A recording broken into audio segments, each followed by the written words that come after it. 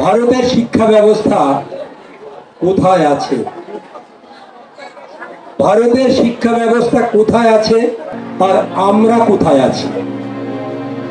অনেকেই বলেন, আমরা বলি গুরুচাঁদ ঠাকুর শিক্ষা আন্দোলনের কথা বলেছেন।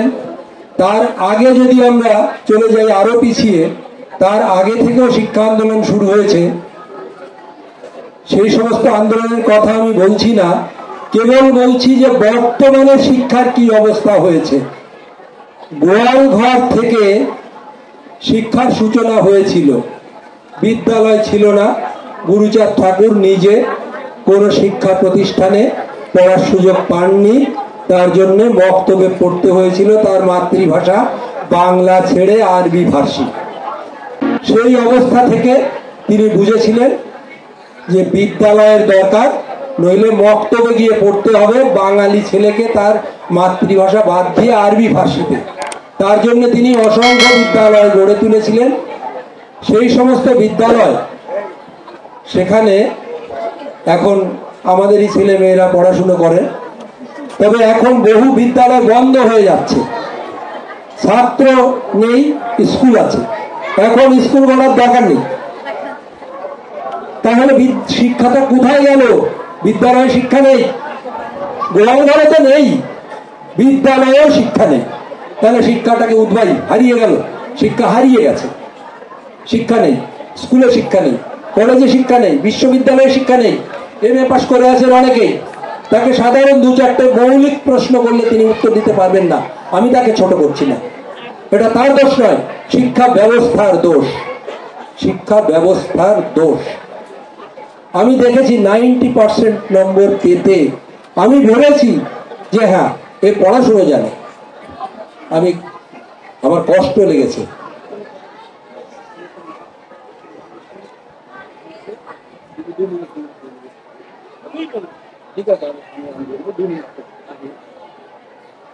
শিক্ষা স্কুলে নেই, অতএব স্কুল গড়ার আর দরকার নেই। গুরুচাঁদ ঠাকুর যখন বলেছিলেন স্কুল গড়তে হবে, তখন শিক্ষা স্কুলে ছিল, তখন শিক্ষা গোয়াল ঘরে ছিল, তাই সেখানে পড়াশুনো হতো। এখন শিক্ষা ইউনিভার্সিটিতে নেই, শিক্ষা চলে গেছে একটা নির্দিষ্ট জায়গায়, ছোট কুঠরিতে। সেই কুঠরির দরজা আবার বন্ধ করে দেওয়া আছে ভালো শক্ত তালা চাবি দিয়ে। যেমন ওই বেদ ছিল, যেটা পড়তে দেওয়া হতো না, যার মধ্যে কোন গুপ্ত মন্ত্র ছিল যেটা জেনে ফেললে আমাদের শাসন করা যেত না, তাই আমাদের বেদ পড়তে গেলে নাকি জিভ কেটে দেওয়া হতো, কানে সীসা ঢালা হতো। এখন আমরা সেই শিক্ষা অর্জন যাতে না করতে পারি, এখন কানে সীসা ঢালা যাবে না, মানুষ গণ অভ্যুত্থান হয়ে যাবে।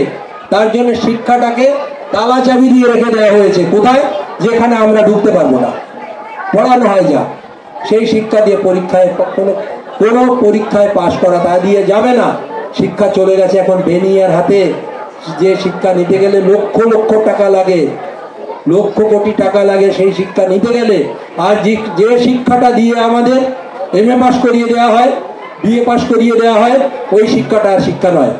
যেমন ভোতা অস্ত্র দিয়ে আজ কোনো যুদ্ধ জয় করা যায় না, যেটা বাজারে ফেলে দেওয়া হয়, সেই শিক্ষা নীতির পর আমরা স্কুলে যাই, কলেজে যাই, ইউনিভার্সিটিতে যাই। অতএব শিক্ষা আমাদের পেতে গেলে আমাদের মতো করে শিক্ষা নীতি তৈরি করতে হবে, যে শিক্ষা আমরা শিক্ষিত হতে পারি। অতএব সেই চোরা কুঠুরিতে শিক্ষা বন্ধ হয়ে যাচ্ছে। আমাদের দেখানো হচ্ছে সবাই পাস, সবাই পাস, 100% সাক্ষরতা ঘোষণা হবে ভারতে খুব অল্প দিনের মধ্যে। 100%, একজন নিরক্ষর লোক থাকবে না, একজনও নয়। যেমন করোনার সময় প্রকাশ জাভড়েকর বলেছিলেন যে অনলাইন শিক্ষায় সবার ঘরে ঘরে আছে, অনলাইন শিক্ষা সবার ঘরে ছিল না, কিন্তু সেটা তিনি অন ক্যামেরা বলেছিলেন, আমরা চুপচাপ মেনে নিয়েছিলাম। এটা হচ্ছে আমাদের শিক্ষানীতি। সংবিধানে কতটুকু শিক্ষার আমাদের অধিকার দেওয়া আছে? সংবিধানে ডাইরেক্ট প্রিন্সিপাল, নির্দেশমূলক যে নীতি, সেখানে ছিল শিক্ষা। সেই শিক্ষা 55 বছর পরে বুনিয়াদী শিক্ষা, 1 থেকে 8 পর্যন্ত শিক্ষা, 6 থেকে 14 বছর বয়স পর্যন্ত শিক্ষা ডাইরেক্ট প্রিন্সিপালে ছিল, নির্দেশমূলক নীতিতে, সেটা মৌলিক অধিকার ছিল না। তারপরে যখন দেখা গেল 55 বছর পার হয়ে যাচ্ছে, সরকারের তো কিছু সমালোচনা হয়, তখন সেটাকে আনা হয়েছিল একটা সংবিধান সংশোধনীর মাধ্যমে মৌলিক অধিকারের মধ্যে। কতটুকু? 6 থেকে 14 বছর বয়স পর্যন্ত ছেলে মেয়েদের শিক্ষা বাধ্যতামূলক করতে হবে। যদি তার কম বয়সে সে ওই বুনিয়াদী শিক্ষা পেয়ে যায় তাহলে সেটা শেষ, আর লাগবে না।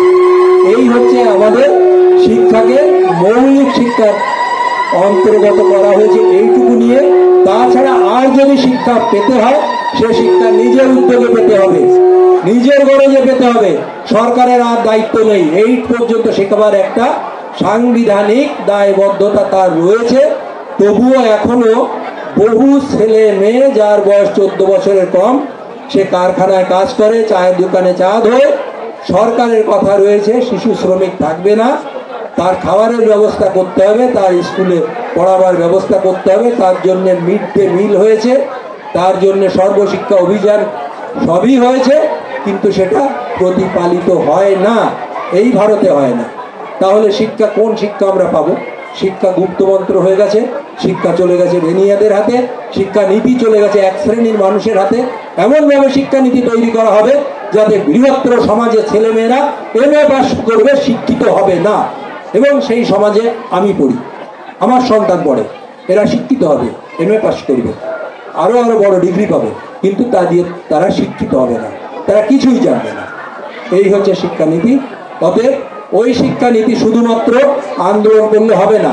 শিক্ষানীতি যেখানে তৈরি করা হয় সেই নীতিতে আমাদের প্রতিনিধিত্ব দরকার, আর সেই প্রতিনিধিত্ব পেতে গেলে আমাদের একটু শক্তিরও দরকার, হয় সঙ্গ শক্তি দরকার, একতাবদ্ধ হতে হবে, আমাদের একটা গুরুত্ব তৈরি করতে হবে, ইউটিলিটি। একবার আমি এখানে বক্তব্য পেশ করার আগে শব্দটা ব্যবহার করেছিলাম, ইকোনমিক্সের একটা টার্ম ইউটিলিটি, যে প্রোডাকশনের কোনো মানে নেই। অক্সিজেনের এখন বাতাস থেকে আমরা নিচ্ছি, এই অক্সিজেন এখন আমার কাছে কোনো গুডস নয়, কোনো প্রোডাকশন নয়, কিন্তু মুমূর্ষ রোগীর কাছে যখন সিলিন্ডারে অক্সিজেন দেওয়া হয় সেটা গুডস, সেটা প্রোডাকশন। তাহলে ইউটিলিটি ইজ কল্ড প্রোডাকশন ইকোনমিক্সের ভাষায়। আর ইউটিলিটি কি? কোনো দ্রব্য বা সেবা যদি কোনো কাজ করার ক্ষমতা তৈরি করতে পারে তাহলে সেটা হয়ে গেছে ইউটিলিটি। তাহলে আমাদের ইউটিলিটি দরকার এই মানব সমাজের যে সম্প্রদায়ে আমরা রয়েছি, যারা নীতি তৈরি করে তাদের কাছে আমাদের একটা ইউটিলিটি তৈরি করে দিতে হবে, যে আমাদের ইউটিলিটি আছে, তবেই আমরা এই শিক্ষা পেতে পারবো। তাহলে আগামী 50 বছর পরে আমাদের ঘরে ঘরে অক্ষর জ্ঞান সম্পন্ন সন্তান একটিও থাকবে না, তারা অ আ ক খ আর লিখতে পারবে না, সেদিন সামনে আছে। এখন যারা এমএ পাস করেছে তার সন্তান কোনো স্কুলে যেতে পারবে না, যেহেতু এই স্কুলগুলো তুলে দেওয়া হবে, ওই স্কুল আর থাকবে না, একটা স্কুল থাকবে না। স্কুল কেন থাকবে না? যদি দেখা যায় ওই স্কুলে পাঠালে আর পড়াশোনা হয় না, স্কুলগুলো রুগ্ন হবে, স্কুলকে তুলে দেওয়া হবে। আর কোন স্কুলগুলো থাকবে? যে স্কুলগুলো এখন 5,000 6,000 টাকা দিয়ে ছেলে মেয়েকে পাঠানো যায়, ওখানে পাঠাতে গেলে অ্যাডমিশন ফি হবে 5 লক্ষ টাকা। আমার এই প্রান্তিক সম্প্রদায়ের লোক একটা সন্তানকে 5 লক্ষ টাকা দিয়ে অ্যাডমিশন দিতে পারবে না। তখন আমাদের চাকরি থাকবে না, চাকরি করার মধ্যে একটা সন্তানের জন্ম হবে না। 2 জন রেফারি লাগে চাকরি পেতে গেলে এই মুহূর্তে, তার 2 জনকেই গেজেটেড অফিসার হতে হয়, গ্রুপ 1 অফিসার। ওই 2 জন রেফারি যদি সই না করে তাহলে সে নিয়োগপত্র পেলেও জয়েন করতে পারবে না। তখন ওই 2 জন অফিসার আমাদের মধ্যে পাওয়া যাবে না।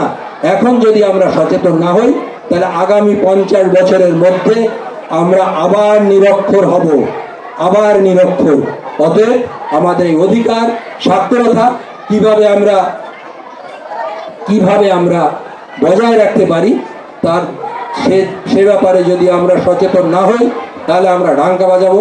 আমি ডঙ্কা শব্দটা ব্যবহার করলাম না, ওই ডাঙ্কাই বলি, ওই বাজাবো, মাতোয়ারা হব, খিচুড়ি খাবো, পরের দিন আবার যে যার মতো কাজে চলে যাব।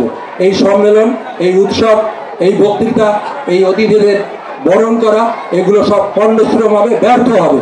অতএব যাতে ব্যর্থ না হয় আমাদের এই শ্রম, তার জন্য আমরা আজ থেকে একটু শপথ নিই যে সামনে আমাদের দুর্দিন, আমাদের শিক্ষা হরণ হচ্ছে। আগে আমরা শিক্ষাটাকে বাঁচাই, শিক্ষা না বাঁচাতে পারলে আমাদের সম্পদও বাঁচাতে পারবো না। আমি একটু বেশি বলে ফেললাম, তার জন্যে আপনারা শুনছেন দেখে আর একটু বললাম, আর আমি বলতে চাইছি না।